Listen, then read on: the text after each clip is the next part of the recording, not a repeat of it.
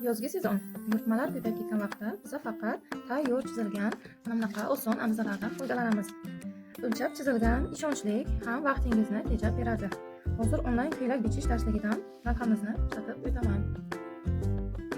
Mana bugun biz 50-razmerga ko'ylak bichib chizib taxlab oldik.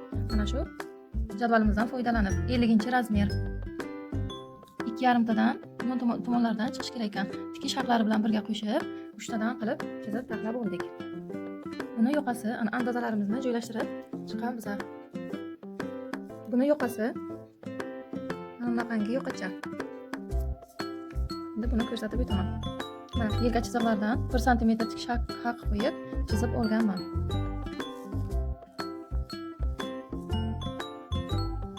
Andozalarimizni material ustiga joylashtirib chiqdik. Bu old andoza, bu orqa andoza. Mana bu tugma haqi joyi. Tugma haqi joyini mana chiqarib, patron ustiga andozamizni qo'yib olamiz. Demak, bu fasonchamizni oldini mana shunaqangi yoqqan mana. Yotiq stoyka yoqqan. Demak, endi buni tushuntirib o'taman. Yotiq stoyka yoqqanimizni har kim har xil bichadi. O'zi sizga oson, sodda yo'lini ko'rsatib o'taman. Demak, andozamizni joylashtiramiz. Yelkadan 1 sm tikish haqi tashlab chizib olganmiz. Bu yerdan 7,5 ni belgilaganman. Oldi ochiqligiga esa mana oldi ochiqligiga 16 sm ni belgilab chizib qo'yganman. Yotiq stoyka yoqqanimizni boricha o'zini shaklini chizib olamiz. Mana shunday qilib o'zini chizib olganimizdan keyin mana yotiq stoyka yoqqamiz kengligi 4 sm mana 4 sm dan chizib mana shunday aylantirib chiroyli qilib chizib olamiz. Bu esa nimasi? Bu yo'qni haqqi. Mana shunday qilib demak o'zini kesib olganimizdan so'ng bu yoqdan 1 sm chiqish kerak va yoqqani o'zidan ham 1 sm tikish haqi qo'yib chiqishimiz kerak. Shu sababli men bu yoqdan 1 sm tikish haqi nima qilib qo'yganman. Hozir ana bu yoqni kesib ko'rsataman. Ko'chir. Hozir mana shu yotiq stoyka yoqqani kesib olaman.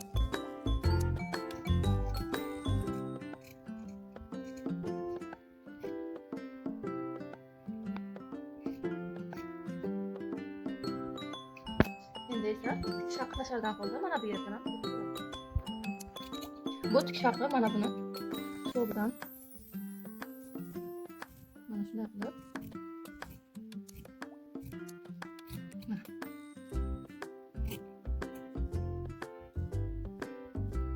mana bu yoqqani esa o'lchab lizringda chizib taxlab olamiz. Tikish haqlarini yonlariga berib mana yotiq stoyka yoqqanimizni kesib oldik. Endi andozamizni qo'yib, mana boyagidek tikish haqlari tashalgan. Mana bizani fasonchasi mana shunaqangi ham stoyka yoqqanlik fason. Keyin esa ana bunday paketasi bor. Ishli paketda. Paketkani uzunligi tayyora 27 bo'lishi kerak. Tikish haqlari bilan birga mana 29 o'lchab olganman. Mana shunaqangi tekis paketda. Endi bu paketkani qayerdan chiqardim? Mana shu yerdan belgilab chizib olganman.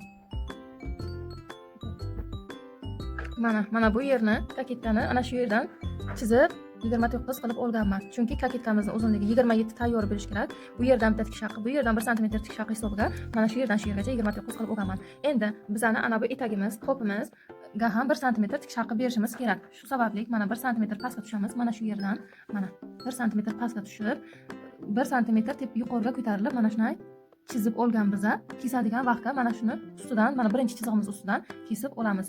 Endi mana bel chiziqlarimizni bir-biriga nima qilib moslab endi andozamizni bel chiziqlarini bir-biriga moslab qo'yib ana bu yelkadan ko'krakgacha bo'lgan uzunlik 28 bo'ladi.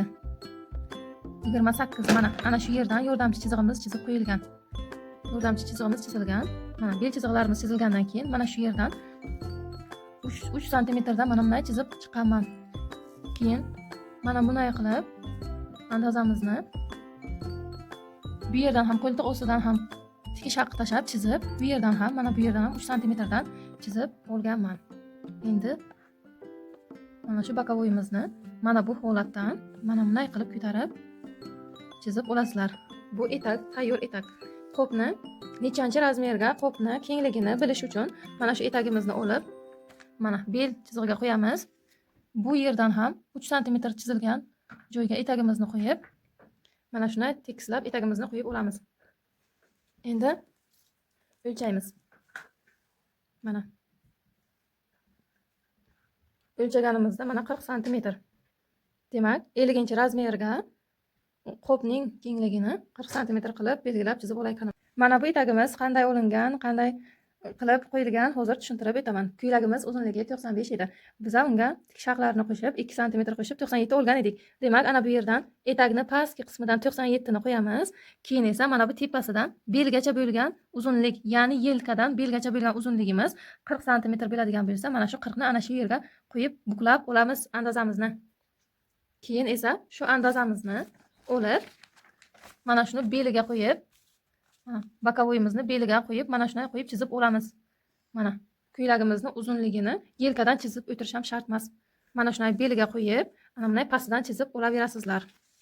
Mana pastdan chizib olaverasizlar.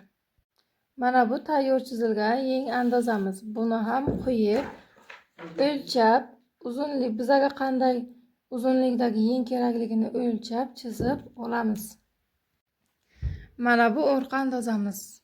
Orqa andazamizni ham materialga joylashtirib chiqamiz. Mana bu orqa andazamiz materialning ustiga joylashtirib chizilgan. Endi buni ham tushuntirib beraman. Mana bel vitichkalari chizib olingan. Mana bu yeridan 1 santimetr tikish haqqi tashab qo'yilgan. Mana vitichka bu yerdan ham 3 santimetrdan, mana beldan ham 3 santimetrdan chiqib chizib, mana shunday etaggacha chizilgan. Oldin etagimiz 40 santimetr edi. Bu esa orqa etagimizning kengligi 38 qilib olasizlar. Mana Mana bu orqa andazamiz. Mana bu andazalar bilan chizib olingan ko'ylagimizning chizmasi.